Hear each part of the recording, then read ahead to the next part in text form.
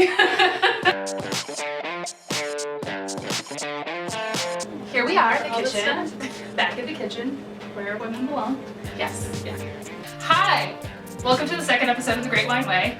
I'm Maggie Larkin, who's my guest, Jen Tepper. Hey! I'm very happy to be here. Okay, so we are going to make Peggy Olson's go-to drink on Mad Men. Just a classic straight-up Manhattan.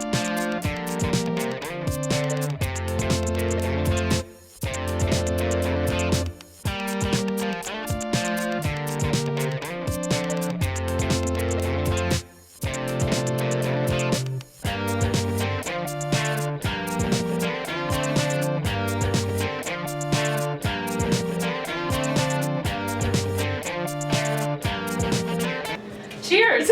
Cheers to that. Does it taste okay compared to your normal Manhattan? It tastes great. It tastes just like Peggy Olson wanted it to taste.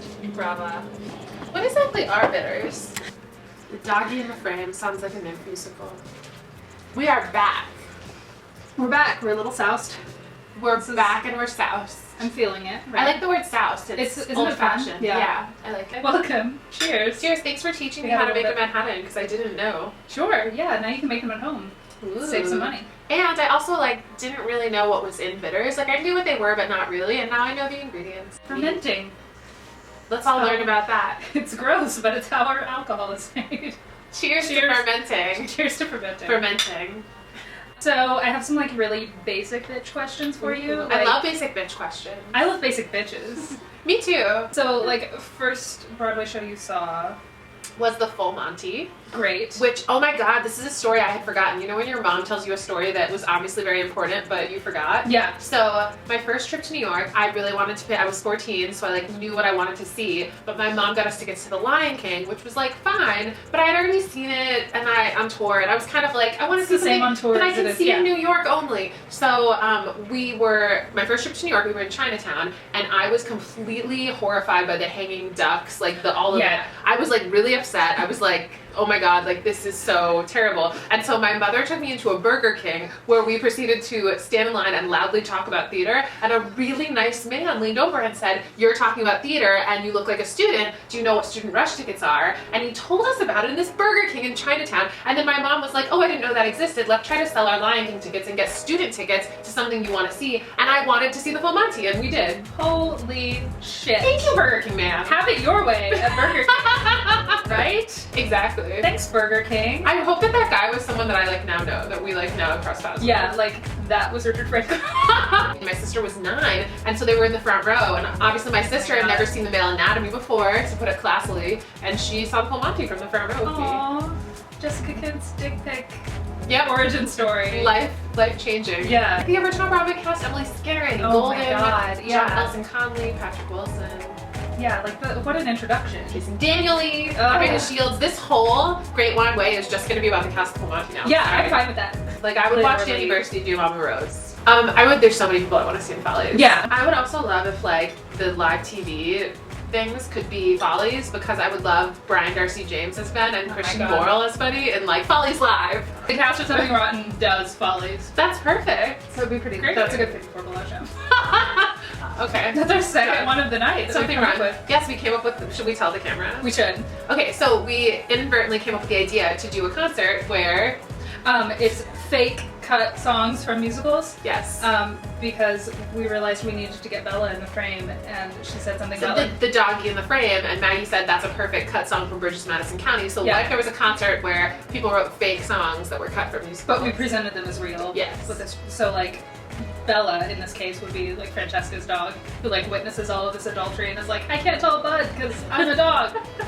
And so there's a deep introspective song about if I weren't a dog, I would tell Bud about the cheating. That's it. Do you know what though? Now that I'm thinking about real cut songs, they sound fake. When you think about Dear Sweet Sewing Machine from Fiddler, that sounds fake. Speaking of 54 Below, what are some good shows that are coming out soon that people should check out? There's so much good stuff coming up. We've been doing this new musical series that's been, like, I've been hands-on producing the series, and it's been awesome. And so we have 4 more shows. Those are really exciting and really great. Like, you know, new musicals in concert with really great casts. And then there's, like, so many good people that are doing shows for the first time that I'm excited about. Right. There's J. Armstrong Johnson, who's one of my best friends since college, doing his first solo show. Dreamboat. So excited about it. He's working so hard. We've been talking about it for a really long time. It's gonna be special. There's your show, Sondheimas, which is always a treat. So, like, growing up in Florida, you relied on a lot of cast recordings, right? To, like, get you through Florida life. Florida life. So do you remember the first one that you, like, bought or owned? You know, one of my, like, real gateway drugs was Annie, and I feel like the first cast recording I owned might have been the Annie original Broadway cast recording, which, I hate to say this, but it's a little basic. So, it is, yeah. But I love it. I love Annie. It was very special to me. The first show I was ever in was Annie, and I think it was the first cast recording I had too. Who'd you play? I was Drake the Butler. I had a gray wig. Not what you expected, was it? No. Were there other, like, what's the most important cast recording of your childhood?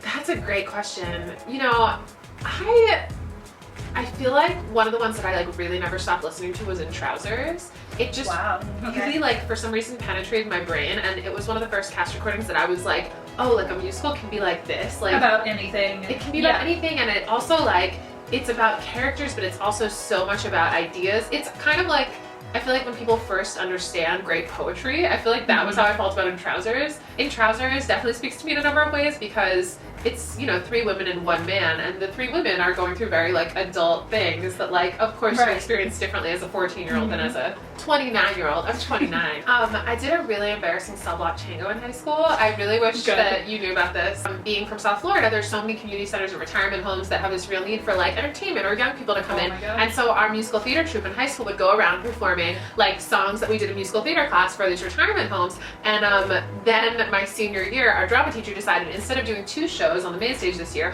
we'll do 1 show that's literally a jukebox musical of, this is so illegal, but no one cares now, it's fine, of the songs that we, like, do at all these retirement homes and community centers, feeling that Manhattan, but in a plot musical. So myself and 2 other people were tasked with, like, turning this into a musical, and I have video of me in Cell Block Tango in, like, a show, but, like, where we're in jail and we're wearing these, like, Party City jail costumes, and I was Pop, and I was, like, the least sexy Pop. Like, literally all the other girls are, like, very sexy, and I'm like, Pop! Pop! And it's, like, really terrible. But it's on Facebook. Oh, good. I'll have to look into that. And it's within a plot musical that we illegally wrote. I'm so excited for Shuffle Along. Me too. I need to get tickets. Maybe someone will get them for me for my birthday. Ooh. March 22nd. Talking to you, Steven Sondheim. Has Jan Maxwell gone to see Dan Gerstein and Fiddler yet? I don't think she has. Should we text her? Bernadette Peters was there the night I saw it, so step it up, Jan. Seriously. Also, step it up.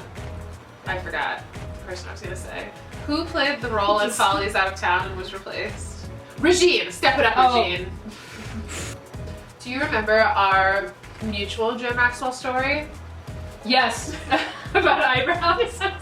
Because, so when Maggie and Jen Maxwell and I were standing at the bar at 54 Below. After seeing Patti LuPone. We were talking about, like, eyebrows and, like, you know, how they make your face and whatever. And I was like, I've always been really, like, ashamed of my eyebrows and I think I have bad eyebrows. And Jen Maxwell was like, oh, like, why do you think that? Like, no, you probably have great eyebrows, whatever. And then, like, you were like, oh, fine. And then, like, I went like this and Jen Maxwell went, ah! Bella, speaking of people who deserve Tony nominations. Bella, I saw a musical called Bella the other day. Can we get a musical? One of my main goals for my 3rd book, which is, like, I've been working on for a year and it's coming out this year, is to interview people that are 80 years old or older. So I've been doing mostly interviews with, like, older people, and it's been, like, unbelievable. It's been so cool. But I recently, like, I interviewed George S. Irving, who's one of the 2 surviving original cast members of Oklahoma, and I'm doing the St. James for my next book. So, like, I talked to someone who was in Oklahoma and he had such great, he was drafted into World War II a week after it opened. Oh my god. Like, so did he have to go? Yeah, so speaking of your book, I have a convenient copy of Volume 2 right here. Ooh. So Volume 3 comes out, do you have a date? Yeah, it's supposed to come out in November of this year. It will come out in November of this year. We're still figuring out exact dates, but it's been really cool to release them around the holidays because then like Broadway nerds at high schools across America are like, Mom, I want this nerdy book.